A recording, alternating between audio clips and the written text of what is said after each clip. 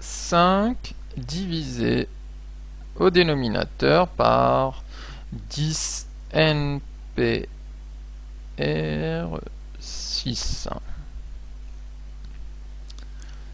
Et ça nous donne du 8 sur 15.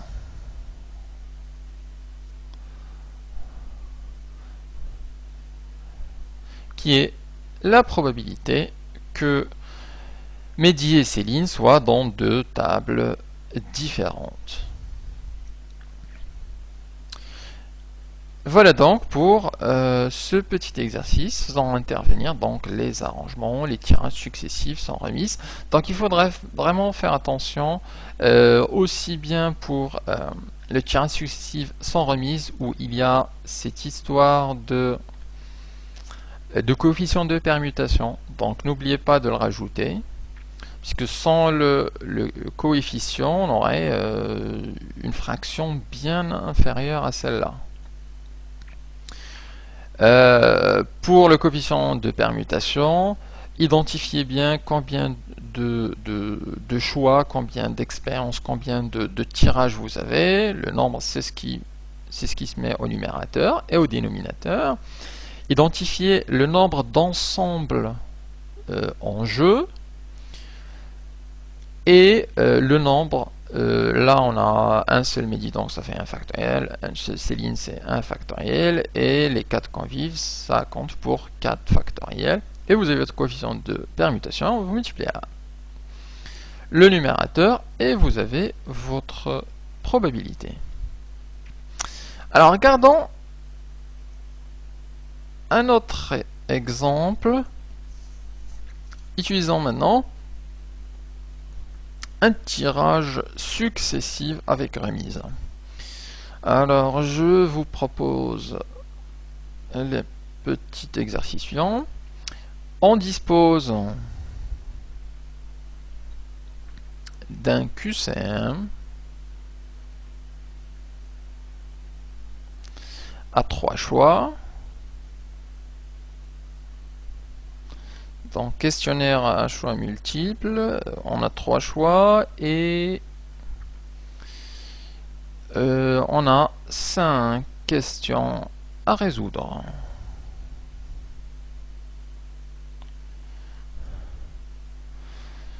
On a une réponse juste par question.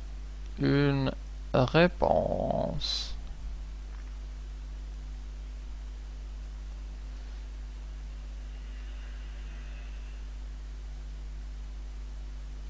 est juste par question.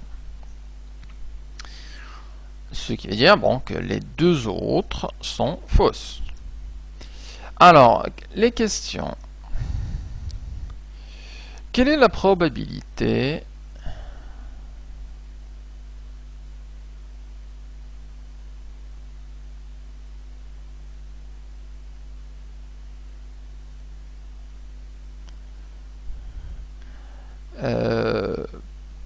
d'avoir tout faux si on tire au hasard, si on répond au hasard?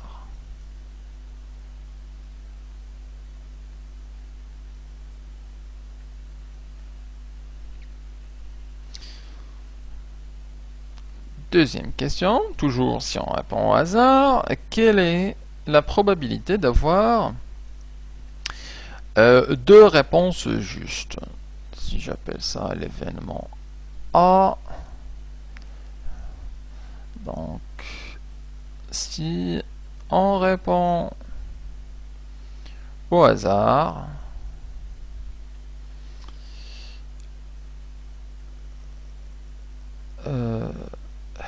quelle est la probabilité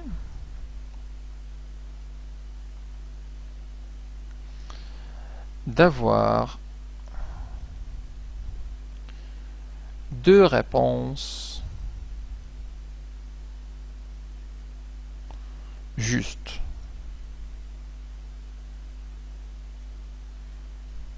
C'est l'événement B.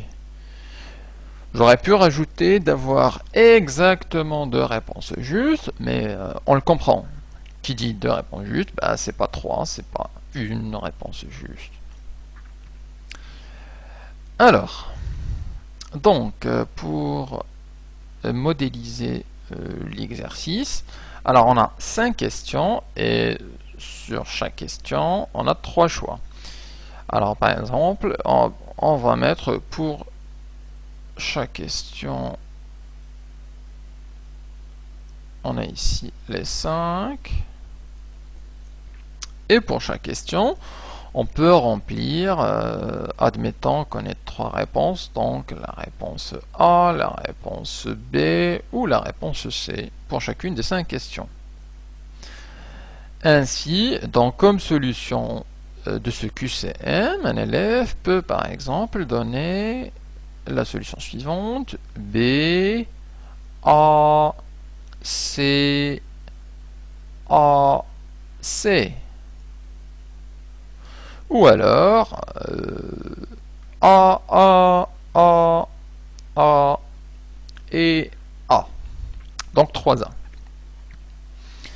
Et on voit tout de suite que ici c'est un tirage successif. Les questions sont choisies les uns après les autres. Et c'est un tirage avec remise, puisqu'on peut avoir la répétition des réponses. On peut avoir un A à la première question, un A à la seconde, un A à la troisième, etc. Donc on va utiliser la formule des tirages successifs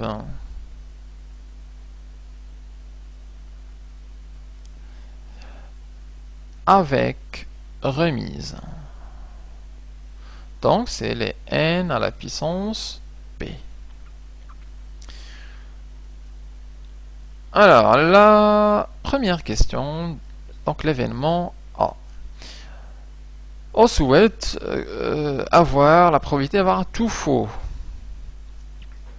Alors, on va le calculer ici. P de A égale... Donc, il dit tout faux, ça veut dire que sur les 5 questions, on a faux, faux, faux, faux et faux. Si on regarde ça sous forme d'un arbre de probabilité, pour la première question, on a le choix entre vrai et faux. Pour la seconde, on a entre vrai et faux. La troisième, entre vrai et faux. La quatrième et ensuite la cinquième. Alors, ce qu'on nous demande ici, c'est le fait de choisir faux, faux, faux et faux pour les 5. Alors, bien évidemment, les probabilités pour vrai et faux ne sont pas les mêmes, puisqu'on a 3 possibilités. On l'a noté ici, on a 3 choix, et un seul choix est juste. Donc, on a en vrai 1 tiers et en faux 2 tiers. Alors, on peut regarder ça sous forme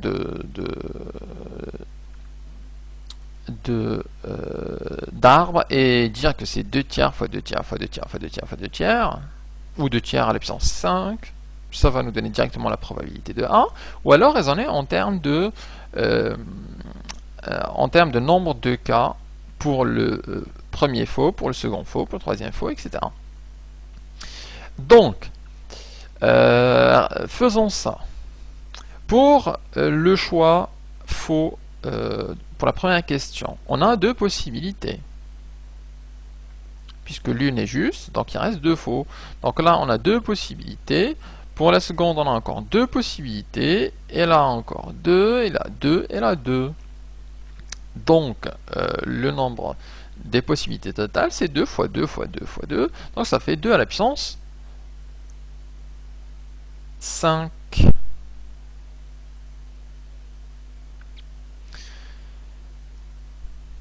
Donc le nombre de choix possibles, et puis à la puissance, le nombre de possibilités ou le nombre de questions. Alors, au dénominateur, le nombre de possibilités totales, c'est qu'on a pour la première question 3 choix possibles, la seconde 3 choix possibles, la troisième 3 choix possibles, etc. Donc ça fait 3 fois 3 fois 3 fois 3, donc ça fait 3 à la puissance 5. Ce qui correspond à ce qu'on disait tout à l'heure, donc c'est 2 à la puissance 5 sur 3 à la puissance 5, ça fait 2 sur 3, on peut aussi noter comme ça, à la puissance 5, ce qui correspond aux 2 tiers fois 2 tiers fois 2 tiers fois 2 tiers, 5 fois. Alors une question se pose ici. Est-ce qu'il faut multiplier, est-ce qu'il aurait fallu ici multiplier par le facteur de permutation dont je vous avais parlé? Alors, essayons de voir ce facteur de permutation dans ce cas-là. Ici, on a 5 choix. On est bien d'accord. 1, 2, 3. Donc, 5 questions. Donc, ça va nous donner 5 factoriels au numérateur. Et les choix sont tous de la même nature. Ils appartiennent au même ensemble, c'est-à-dire les choix faux. Combien il y en a? Il y en a 5. Donc, ça va nous donner 5 factoriels sur 5 factoriels qui est égal à 1. Et c'est normal puisque une telle combinaison, on ne peut pas trouver une autre combinaison avec des faux différents. Donc on a une seule, c'est faux, faux, faux, faux, partout. On verra un cas, donc avec la seconde question, le cas où ce coefficient est différent de 1. Alors, continuons. Dans la seconde question, on nous parle de la probabilité d'avoir 2 réponses justes. Alors, notons ça. P de B. On a 2 réponses justes et 2 réponses exactement, ce qui veut dire que les 3 autres sont fausses. Donc ça va correspondre à, admettons, si je commence par les réponses justes, donc juste, juste, faux, faux, faux et faux. Plutôt, alors on utilise plutôt vrai, vrai, faux. C'est plus.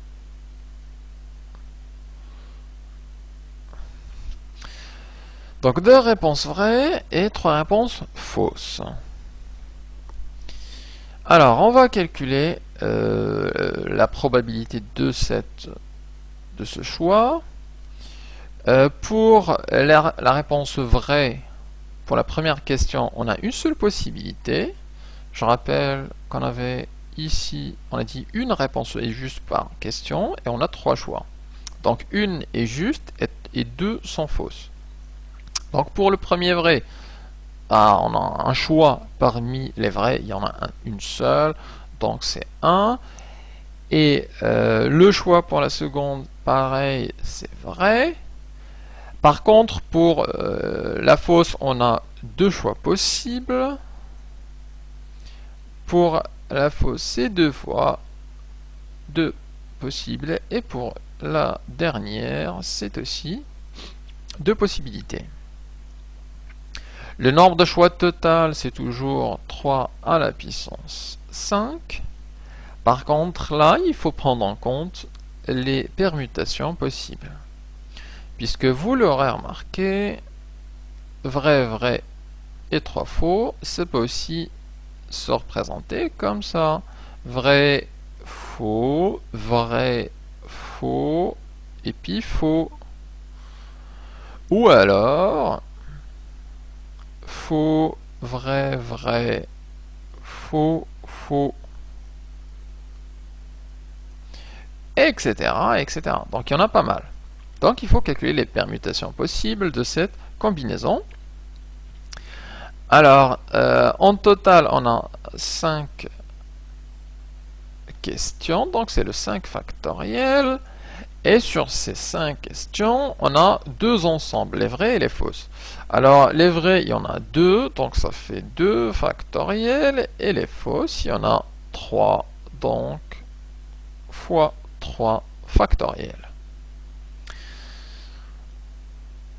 On peut simplifier ça, donc c'est 5 fois 4 fois 3 fois 2 fois 1 divisé par 2 fois 1 fois 3 fois 2 fois 1.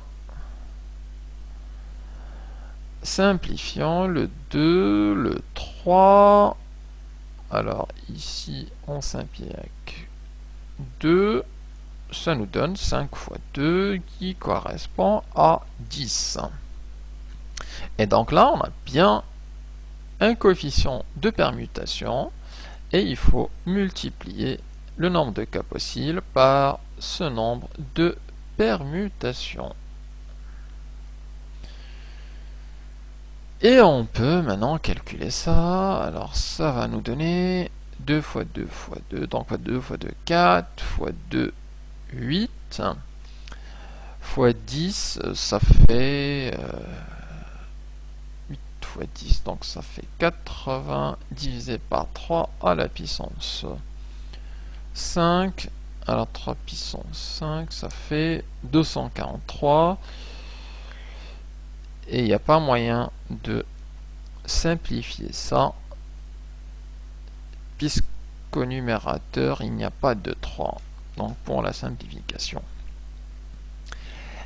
Et donc la probabilité de B correspond à 80 sur 243. Donc c'est la possibilité, c'est la probabilité d'avoir deux réponses justes, sachant que le choix est fait de façon complètement aléatoire.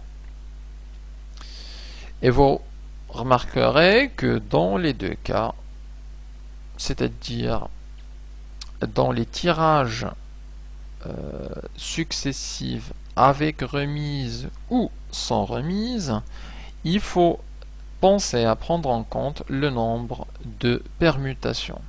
Ce nombre multiplicatif, ici et là, à la différence des tirages simultanés. Donc gardez ça en mémoire, c'est assez utile dans les exercices.